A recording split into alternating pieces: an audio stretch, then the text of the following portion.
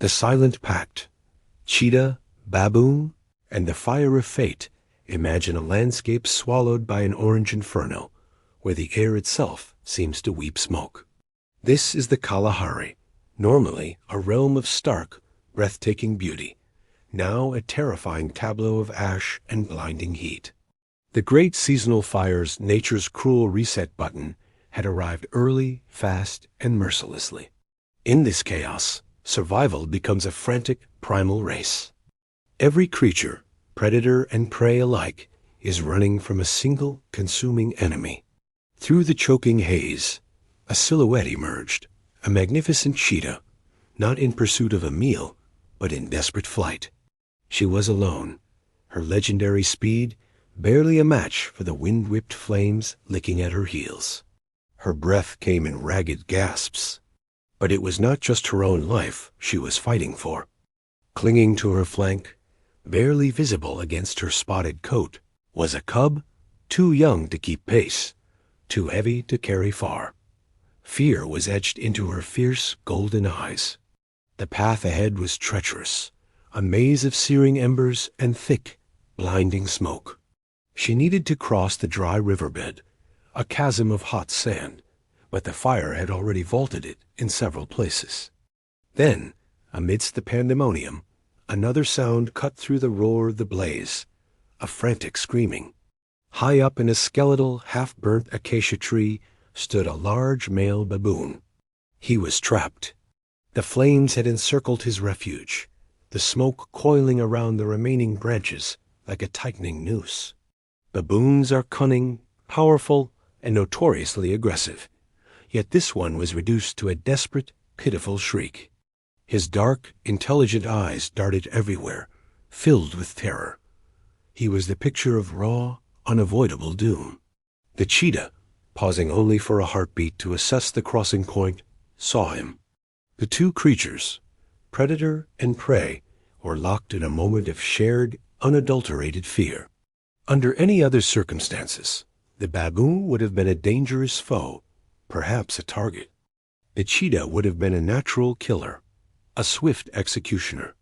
Now, they were merely two beings staring death in the face, one on the ground, one suspended above the inferno. Their instincts, the millennia of evolutionary hatred, were utterly meaningless against the primal force of the fire. Suddenly, the fire made its move. A mighty gust of wind slammed the flames against the acacia. The branch supporting the baboon cracked with a sickening snap, and he plunged. Not into the flames, but crashing hard onto the sandy bank, momentarily stunned and blinded by the impact. He was safe from the immediate blaze, but dangerously exposed and dazed.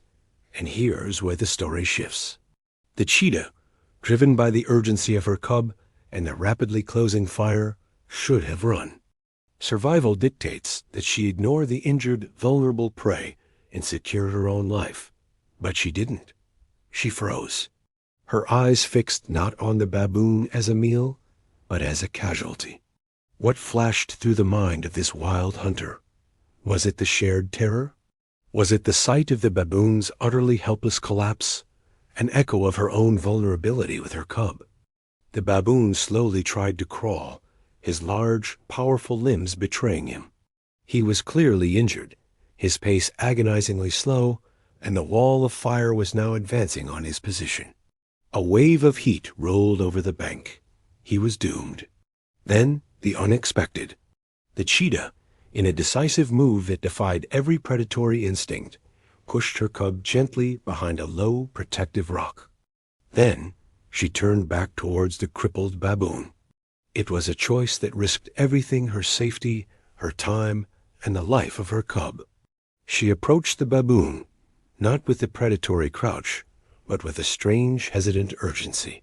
The baboon, expecting the fangs, the deadly strike, recoiled, emitting a weak, desperate chuff. But the cheetah made no move to attack. Instead, she nudged him. Not a threatening push, but a firm, insistent gesture towards the safe side of the riverbed, the narrow passage still untouched by the flames. She nudged him again, her eyes conveying an unspoken command. Move, Now, a moment of absolute silence hung in the roaring air, a silent pact forged in the inferno. The baboon, his primal fear momentarily overcome by the impossibility of the situation, seemed to understand. He shifted his weight, and with a desperate surge of adrenaline, he forced himself onto her back, instinctively grasping her fur. This powerful creature, who could easily tear at her throat, was clinging to his natural enemy for dear life. The cheetah did not hesitate. With this impossible, shocking cargo on her back, she bolted. She ran not with the focused determination of a hunt, but with the raw speed of a desperate escape. She was carrying not only the future of her own lineage, but the life of a creature she was born to kill. They cleared the riverbed, leaping over the last few burning tufts of grass, the flames roaring just behind them. They burst through the smoke, emerging onto the scorched but survivable ground on the far side. Once they were truly safe, the cheetah stopped, dropping the baboon. He tumbled off her back, exhausted and panting, but alive. The cheetah turned, looked at the baboon for a final, intense moment, her eyes betraying nothing but a profound exhaustion. The baboon, now regaining his faculties, didn't flee. He sat, staring back at her, his usual aggressive posture entirely absent, replaced by a strange, quiet acknowledgement. Then the cheetah turned her attention back to her cub, who was waiting patiently by the rock. She nuzzled him, a low, comforting purr rumbling in her chest. The baboon watched them for a while, a silent witness to the maternal love that had, perhaps, been the catalyst for his own survival.